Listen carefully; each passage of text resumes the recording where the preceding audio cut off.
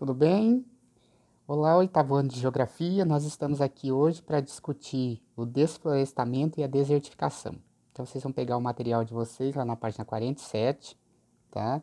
Para a gente entender, porque essa aula tem o objetivo hoje da gente entender o processo de desertificação no mundo, tá? E quando a gente fala de desertificação, a gente fala de um processo, o deserto em si.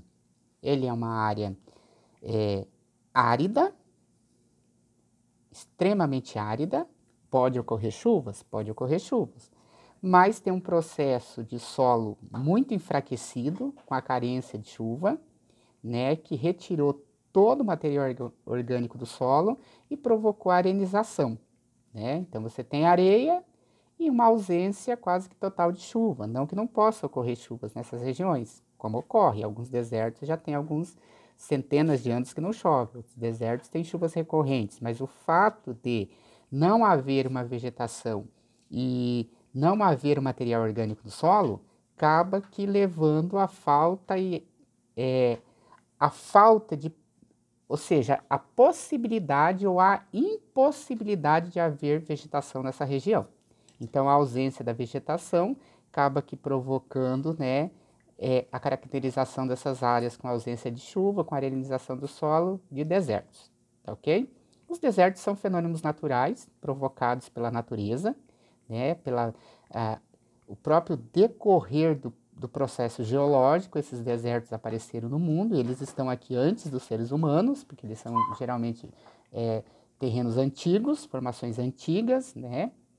Mas toda a ação do homem, né, enquanto sociedade em cima do planeta, vem aumentando, né, excessivamente, de forma muito rápida, vem ampliando essas áreas de deserto. E para a gente entender rapidamente aqui como que o homem produz o deserto, como que o homem aumenta essas áreas de deserto, com o desflorestamento, né, que é o desmatamento, a retirada da vegetação original, e um intenso cultivo agrícola de pastagens ou mesmo a mineração, que retira a cobertura vegetal das áreas em volta do deserto, causando uma alteração no clima, diminuindo as chuvas, a erosão que carrega esse solo para as partes mais baixas, né? E acaba que causando uma laterização, ou seja, esse solo vai ficando empobrecido, perdendo a sua camada orgânica, e esse solo vai transformando em areia, na medida que o próprio clima da região vai mudando e vai havendo uma carência de chuvas. Então, automaticamente, as plantas não conseguem mais sobreviver nessa área e elas não conseguem nascer e crescer novamente. Então, vai formando uma área deserta. E é assim que o ser humano atua para a ampliação desses desertos, tá? Agora, nós vamos entrar em alguns dados que é muito importantes para vocês atentarem, né, a esses dados para entender o processo de formação dos desertos, que é a formação antrópica dos desertos. O que que é isso? Tem a formação natural, que foi feita pela a própria história geológica da Terra, né, porque eles estavam aqui antes de nós, e tem o processo de deserto que o homem cria, que é a ação antrópica, a ação do homem sobre essas regiões que estão propícias à desertificação, e a gente acelera esse processo com a retirada da natureza, certo? Então isso é fundamental vocês entenderem para entender o capítulo. Então vamos lá, tá? Se nós pegarmos a região equatorial, que está sobre a linha do Equador, que é a latitude zero, né, a linha do Equador, que circula, né, toda a esfericidade da Terra, você vai ver que aí nessas regiões nós temos o clima úmido tropical, com algumas interferências de relevo que não permite a chuva nas regiões, tá? Mas daí é influenciado pelo relevo, tá? Por ser regiões quentes, que estão situadas no meio do globo terrestre, então são áreas de iluminação mais intensa, que provocam as florestas equatoriais, tá? Que são caracterizadas por folhas o ano inteiro, folhas largas, florestas altas, uma biodiversidade muito grande, tanto na questão de plantas e animais, né, da fauna e da flora, espécies, né, e também uma região muito rica na sua biodiversidade, por causa das quantidades de espécies que a gente já falou e de animais que habitam essa região. E é considerada uma floresta úmida. Por quê? O calor mais as intensas chuvas provocam uma umidade no meio da floresta. Você vê aquela, né, como se fosse uma neblina que está no meio da floresta devido à intensa evaporação. E essas florestas também são responsáveis, principalmente a floresta amazônica, ela é responsável pelos chamados rios voadores, porque toda a água que é trazida pelas massas de ar que se deslocam do oceano e trazem umidade para cima do continente sul-americano, né, elas são potencializadas, ou seja, elas são carregadas com mais umidade da floresta amazônica e elas entram, né, pelo interior do continente sul-americano, trazendo chuvas para a região de todos os países e assim como traz chuva também para o Brasil. Então, destruir essa floresta é sinônimo de que essas correntes úmidas de massas de ar úmida que vem do Oceano Atlântico vão trazer menos quantidade de água, porque essas massas se deslocam do Oceano Atlântico, entram pela Amazônia. Lá na Amazônia, a intensa evapotranspiração das árvores aumenta essa nuvem de umidade e ela é espalhada pelo continente sul-americano, provocando as chuvas. Então, uma ausência dessa floresta acabaria ocorrendo na diminuição na intensidade das chuvas nessa região, o que causaria impactos ambientais e sociais terríveis, né? Não que nós morreríamos, mas a gente precisaria se reorganizar completamente a nossa produção, as nossas áreas agrícolas, sem falar num processo de desertificação, porque vocês sabem que essas florestas tropicais, como ela produz muito material orgânico, que é a queda das folhas e a morte dos animais, né? Esse material orgânico entra em decomposição e acaba produzindo o humus, que é o adubo que as plantas vão utilizar para crescer. Então, a própria planta produz o seu adubo. E é isso que mantém a floresta de pé. Você tira a floresta, para de chover, o solo é ruim. O material orgânico acaba, o solo vai virar areia, a chuva vai diminuir e vai se transformar em uma área de deserto, tá? Então, vamos lá. Nós também temos a floresta do Congo, que está sobre a região tropical lá na África, né? A floresta de Madagascar também, tá? Essas florestas, pessoal, como a floresta do Congo, ela era de 7 milhões de quilômetros quadrados de mata. Só sobraram 10%. Então, se era de 7 bilhões, 10%, 700 mil quilômetros quadrados de floresta só sobraram, de 7 bilhões de quilômetros quadrados. Desses 700 mil quilômetros quadrados de floresta, 500 mil está no Congo, tá? E nos últimos anos, o Congo tem feito uma devastação muito grande nesse restante de 10% de floresta. Por quê? Porque a pecuária, extração mineral, né, a produção de cacau, derrubam as florestas na Indonésia, na Malásia, também no Congo. Eles tiram a floresta original, acabam com toda a biodiversidade para poder fazer o cultivo de palmas, a produção de cacau, a produção de produtos que vão ser vendidos para os mercados exteriores como matéria-prima, para fornecer aos grandes conglomerados industriais, as grandes indústrias, que daí depois vão vender para o mundo inteiro.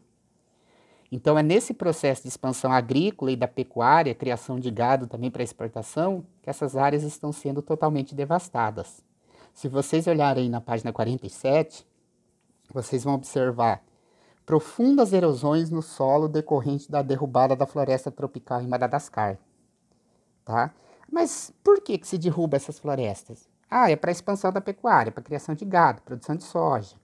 Vai plantar palmeiras para extrair o óleo de palma, porque o óleo de palma é muito utilizado como biocombustível e na área de alimentação, né? As indústrias utilizam como alimentação, né? Óleos que vão ser usados em feitio de comidas, né? Que vão ser vendidas.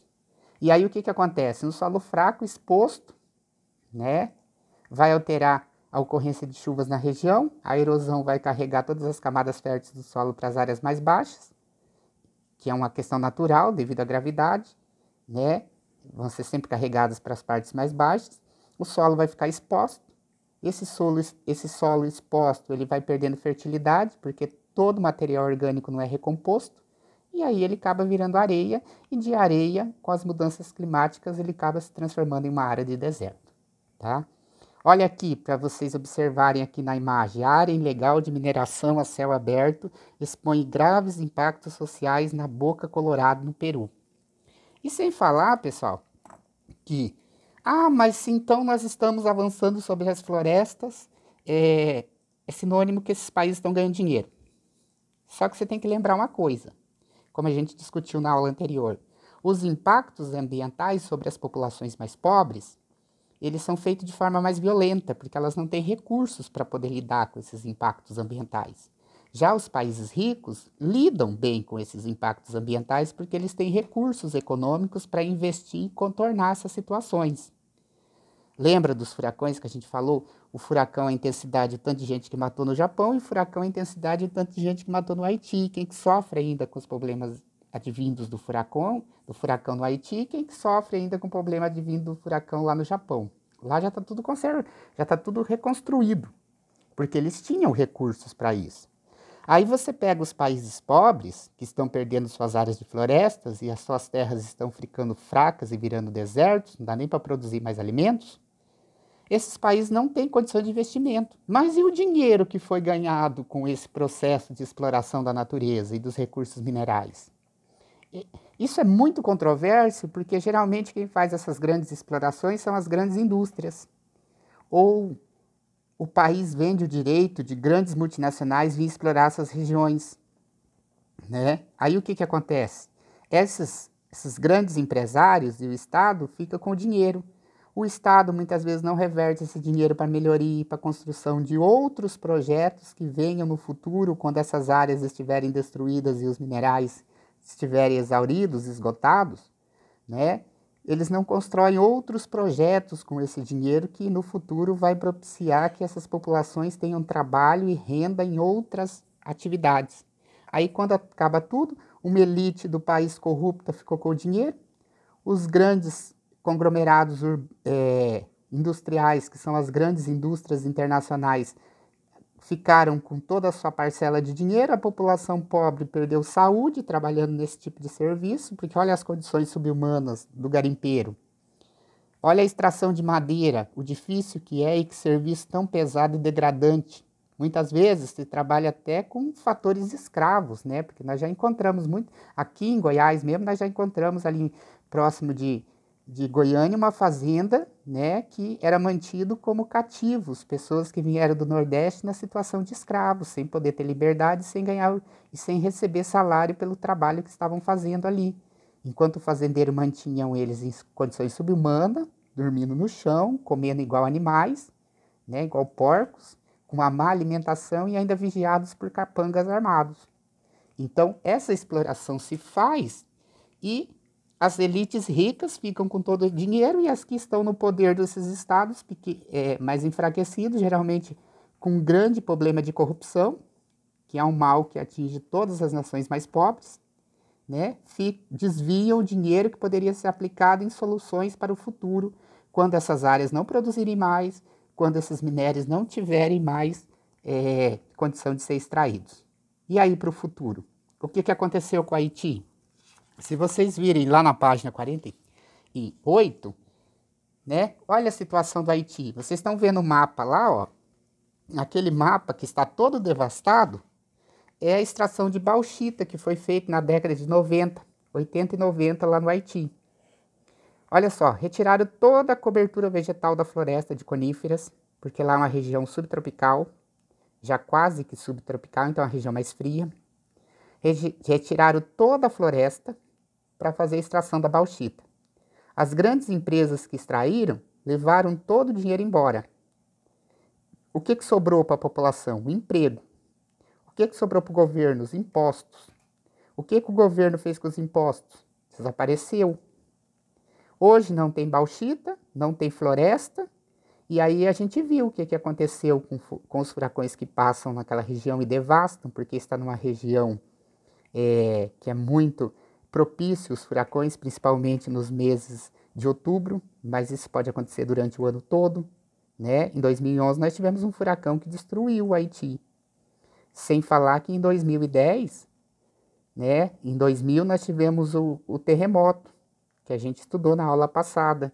Então, como que esses países se reconstroem? Eles não têm recurso e eles não têm de onde tirar esses recursos, porque eles já gastaram todos os minerais que eles tinham, eles já destruíram toda a floresta.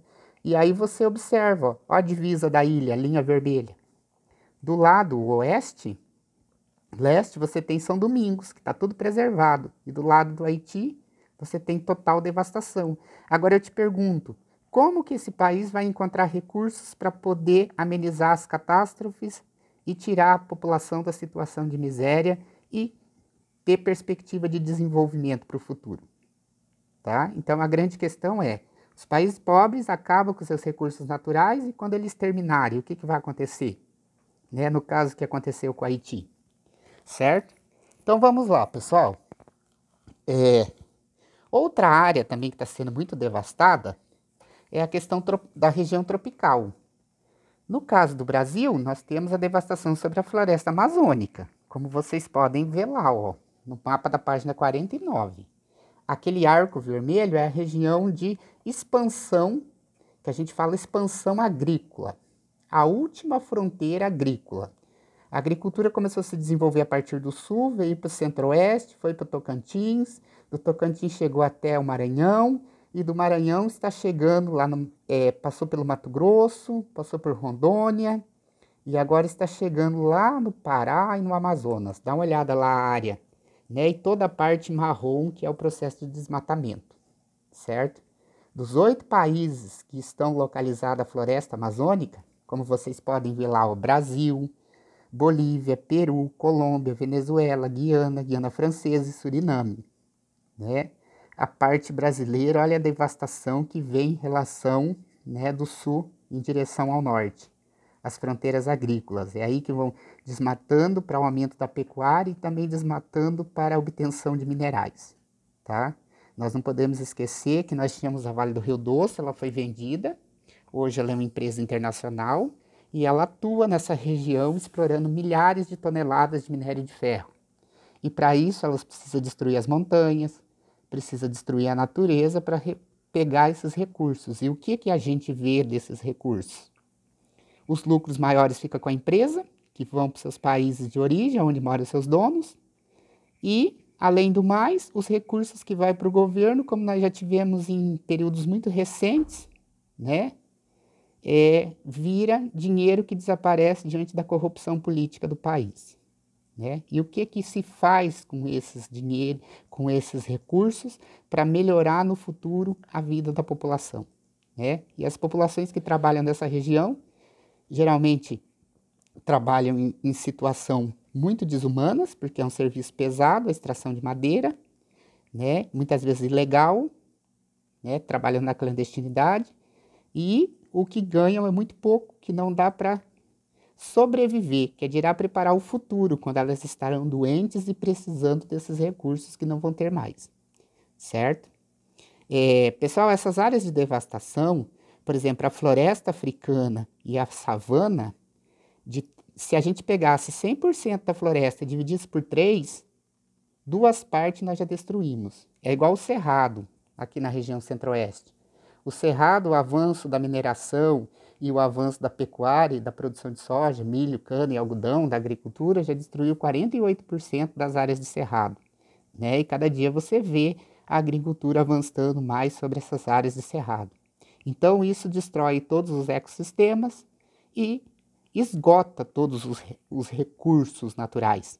Como a gente já falou anteriormente, a WWF, Fundo Internacional para a Natureza, ela tem o compromisso, e ela está aqui no Brasil, né, de preservar e de alertar para essas áreas. Qual que é o lema da empresa? Né? Que, na verdade, é uma instituição filantrópica, sem fins lucrativos, né? Uma sociedade que está preocupada com a natureza. E a preocupação maior dela é que a gente entenda que precisa explorar os recursos, mas de forma sustentável. Ou seja, que a gente tem que explorar, mas ao mesmo tempo tem que conservar, não destruir. É aquilo que eu já falei para vocês. Se o pé de manga lá na sua casa está com umas mangas bonitas e maduras, não adianta você derrubar o pé para pegar a manga, porque depois você não vai ter mais nem manga e nem o pé. Então você tem que pegar de uma forma que você não destrua o pé de manga, a mangueira. porque senão depois você não vai ter. Então não adianta você jogar pedra, não adianta você colocar fogo, não adianta você derrubar, quebrar as galhas, porque no próximo ano não vai ter mais. Então, desenvolvimento sustentável é isso, é você respeitar os limites da natureza e pegar dela o que ela pode te oferecer, porque senão ela acaba. E a gente viu os impactos ambientais que a destruição dessa natureza pode acarretar. Essas áreas de conservação, pessoal, não é só porque a gente vai destruir essas áreas e os desertos vão avançar sobre essas regiões. A gente não pode esquecer que uma grande parcela da população, né, vive sobre essas regiões de deserto, de áreas que provavelmente vão virar desertos. Ah, mas por que a população está mais concentrada nessas áreas? Porque é as áreas que estão a agricultura, que a gente já devastou. Então elas estão mais propícias a virarem deserto num tempo muito próximo, se a gente não cuidar dessas áreas direito. Né? Porque já tiramos a cobertura vegetal, construímos cidades, exploramos os minérios. Então esse solo fica muito exposto e ele pode perder, né, os nutrientes e acabar passando por um processo de arenização, que o solo vai virando areia e mais tarde vira um deserto. Tá? E a WWF já alertou que, por um período muito breve, nós podemos construir áreas de desertos do tamanho do Brasil. É o que se projeta para um futuro muito próximo, né? Que os processos de desertificação que estão ocorrendo pelo mundo hoje, dentro de poucos anos, nós vamos aumentar as áreas de deserto do mundo numa extensão do tamanho do Brasil, né? Então, é muito preocupante tudo isso. E olha o que a gente pode perder. Os impactos ambientais sobre o Cerrado. Dá uma olhada no Jalapão, né? E todas as serras, e todas as nascentes, os cânions e as cavernas da região. Patrimônio histórico e cultural muito grande que vai ser totalmente devastado. Se você olhar lá no Madagascar, a floresta de pedras, né? Que é aquelas formações rochosas, erosivas, da floresta de calcário, que eu falo floresta porque o terreno era calcário, né? E o processo erosivo formou todas aquelas esculturas como se fosse uma floresta de pequenas montanhas. Né? Então é um patrimônio histórico e cultural da humanidade que pode ser perdido. Tá ok? No mapa da página 50, nós podemos analisar as áreas de deserto. O vermelho intenso, que já são os desertos. Você vê desertos lá dos Estados Unidos, do Colorado, o Atacama aqui na América, o deserto do Chile, tá? Como você também vê a parte leste dos Estados Unidos e do México, que é o grande deserto. É a região semiárida, que já está com processo de arenização, que provavelmente para o futuro vai virar deserto, se não cuidado, né? Nós temos aqui no Brasil a caatinga brasileira, que é o sertão, que o processo também de plantação de destruição da caatinga para obtenção de carvão, para obtenção de madeira para fazer cerca, aumento da pastagem nas áreas em cima da Serra da Borborema, que é as áreas de agreste, que ainda recebe alguma umidade das regiões do sertão, do litoral, acaba que tirando a vegetação, o solo ele é muito raso, porque tem uma camada de pedra muito superficial, a chuva vem, inunda tudo, o sol vem, a água seca e as plantas não conseguem resistir até outra chuva, porque as chuvas nessas regiões são irregulares. E aí a camada vegetal vai desaparecendo, o material orgânico do solo, e já não nasce mais nada e vai virando areia. E aí começa o processo de desertificação e a influência também da ocorrência de chuvas na região, que cada dia vai ficando pior. Tá? Você tem os desertos do Saara, ao norte da África, do sul, o deserto da Namíbia, lá no oeste, no chamado Chifre da África, e a região do Sahel, que é o semiárido, onde a extração mineral e a agricultura têm aumentado, transformando, né, fazendo com que cada dia o deserto do Saara aumente mais, porque a exploração agrícola vai enfraquecendo a terra e vai virando deserto.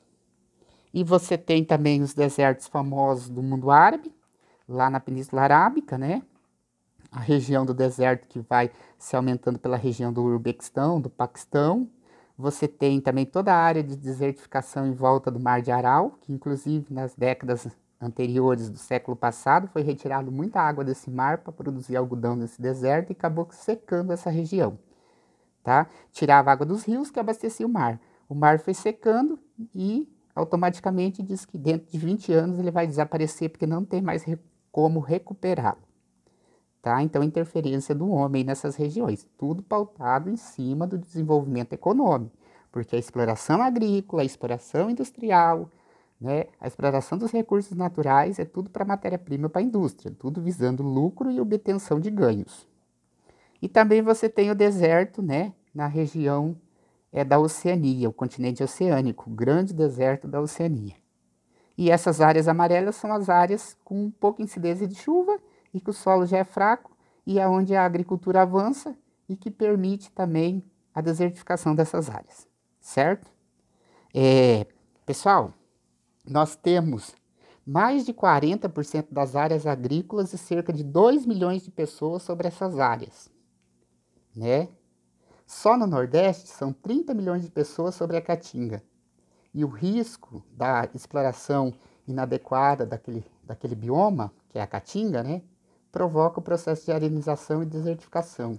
Aí eu pergunto, para um futuro breve, o que vai acontecer com essas populações que moram em cima dessas áreas de risco e que, por ter uma população maior, já significa que tem áreas agrícolas nessa região que vão aumentar o processo de desertificação por causa do uso inadequado, né, desses recursos.